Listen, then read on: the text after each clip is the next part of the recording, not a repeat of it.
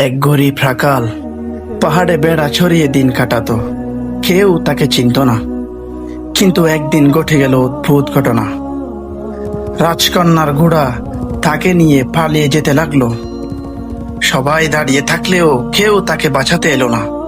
কিন্তু রাখাল সাহস করে এগিয়ে এলো। নিজে প্রাণের ভয় না করে রাজকন্যাকে সে বাঁচালো। রাজকন্যা অবাক, এত বেশি সাহস একজন রাখালের ভিতরে। তার চোখে পানি চোখে এলো, মুখে কৃতজ্ঞতা। সে ফিস ফিস করে বলল, তুমি না থাকলে আমি বেঁচে থাকতাম না আজকে। তাদের চোখাচোখি হলো। সেই মুহূর্তে যেন সময় থেমে গেল।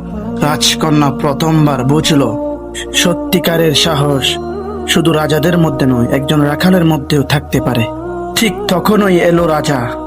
তিনি দেখলেন এক রাখাল তার কন্যার এত কাছে।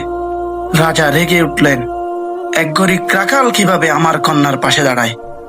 কিন্তু রাজকন্যা দৃঢ় কণ্ঠে বলল, বাবা, আজ যদি সে না থাকতো আমি জীবিত থাকতে পারতাম না। এরপর রাজকন্যা পুরো ঘটনাটি খুলে বলল। তখন রাজাও বুঝলেন সততা আর সাহস জন্ম দিয়ে নয়, হৃদয় দিয়ে বিচার করতে হয়। এভাবেই গরিব রাখাল পেল রাজকন্যার হৃদয়, সততা আর সাহসের বিনিময়ে। ভিডিওটি ভালো লাগলে একটি লাইক দিন এবং সাবস্ক্রাইব করে আমাদের সাথে জুড়ে থাকুন।